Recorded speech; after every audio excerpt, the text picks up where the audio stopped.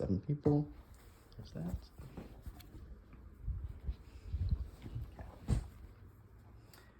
When you think of some of the biggest modern day forms of entertainment, you might think of baseball on the TV or football on the TV, books you can go buy at the bookstore, even movies or TV shows.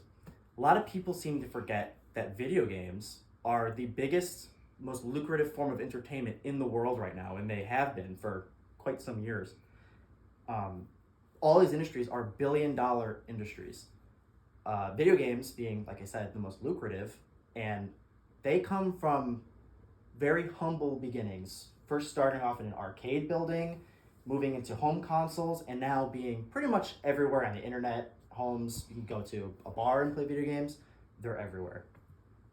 And it all started with a very simple, easy to understand game called Pong that you could hook up to your TV, learn, play, and enjoy for generations. Today I'm going to talk about this game Pong and this revolutionary simple game and how it transformed and created a whole new market that was untapped at the time and now is a billion-dollar industry. Pong was the beginning of a home console revolution. Like I said, prior to this, it was just really at arcade buildings that really young teens would go to or kids would go to play video games, and that was really the main target audience. Once Pong came out and it became a huge hit at arcades, people thought, if we can bring this game into homes, I feel like this could make some money. And well, they were right, obviously. And according to the Computer Museum of America, they talked about this, about how at homes or at arcades, it was such a popular game that people saw it and they were like, we need this in homes because this could open up a whole new market. They did that, and here we are today where video games are huge. Because of the success of Pong on home consoles, other people saw the success and how much money it was making, and they thought, we need to get into this market. So that created so many other video game consoles and companies that formed that just wanted to copy its simple formula, and that's kind of the reason why we have all this different kinds of competition in the video game market. That's why we don't just have a monopoly on video games. There are hundreds of different companies, video game companies. It's all over. There's so much competition in the market, and we can thank Pong for that just because of how successful it was. Computinghistory.org talks about this, about how the formula was so simple and easy to follow that people just wanted to copy the formula, and that's why we have a competitive market today. In fact, even huge video game companies today, like Nintendo, PlayStation, Xbox, even jumped on this simple formula at the time, and that's why those are the 3 big companies today. Because of Pong's simple, easy to understand gameplay, it also brought in not just its target audience, which were, like I said, kids, teenagers, the typical arcade patrons at the time. It brought families into the whole idea of video games. Kind of like today, the Nintendo Wii, and how that is now the most successful video game console of all time, because it brought in a very casual audience, grandmothers, grandparents, young kids, teens. Everybody could play the Nintendo Wii, and that's exactly how Pong was.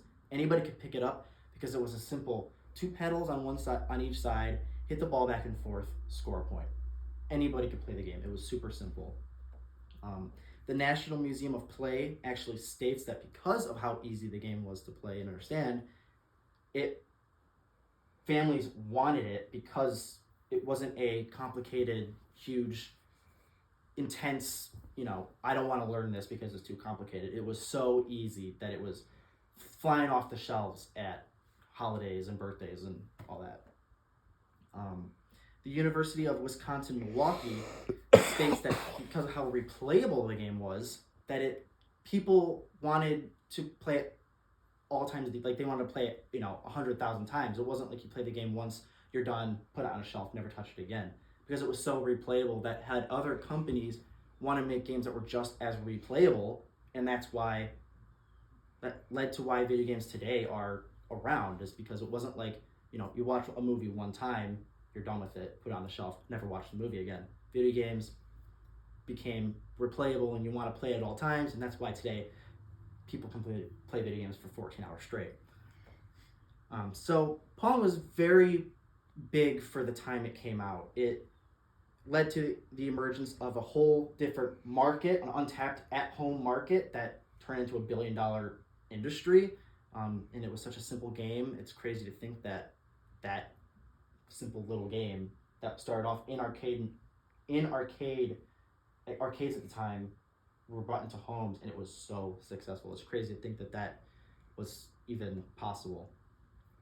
So video games, current modern day, may not appeal to everybody. Not everybody plays video games. So everybody has probably played a video game once in their life. Whether you're 80 or 5, you've probably played a video game somewhere. And I think it's interesting just to think about its humble origins and how just one person had the idea of, let's bring this into homes, and now we have $1 billion industry that's the reason it exists. And because of just how influential Pong was in creating video games in general, it's been referenced in so much movies, TV shows, other video games. Like, it's safe to say that Pong left behind its legacy of how influential it was. And here I have a couple examples of that.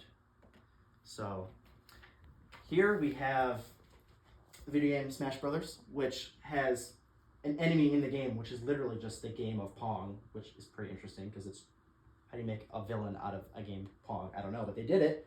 Here we have the movie WALL-E, which we all know the plot of WALL-E, but to sum it up, he is playing a super old video game on a super old TV because it's pretty much the apocalypse. And of course, that game is Pong because it's the most recognizable video game of all time.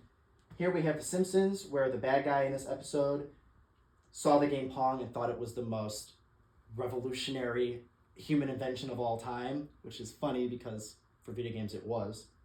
And here we have the game Banjo-Kazooie, where the theme of the game is pretty much old versus new, and the bad guy is an old-fashioned computer, and his face is literally the game of Pong. So it's safe to say that Pong really did leave its legacy in modern-day cultures. And that's pretty much it on the game Pong. Any questions? Yes? Who actually created Pong? Okay, so Pong was created by Nolan Bushnell, who was the co-founder of Atari, and that is the system that launched Pong. Now, it did come out on the Magnavox Odyssey, was the actual first home console the game came out on, but it wasn't called Pong, and it was nowhere near as successful as when Atari bought the rights for it, and then that's what it took off on. So a lot of people think that Pong came out on the Atari. It didn't. Atari bought the rights to Pong. Anybody else? Yeah. Yes. What year did Pong come to home console? It came to home consoles on November 29th, 1972. That was the year it came to homes, was 1972, which obviously way before my time, but like I said, you can still find games of Pong anywhere you go. You go to a bar in downtown and there's going to be probably a Pong table that you could play the game on. And it's safe to say that, let's see, what is that, 50 or 30, 40, 50 years later, and the game is still relevant, that I'm pretty sure it's safe to say that it's left its mark on the world. And yeah, that's pretty much it. So Thank you.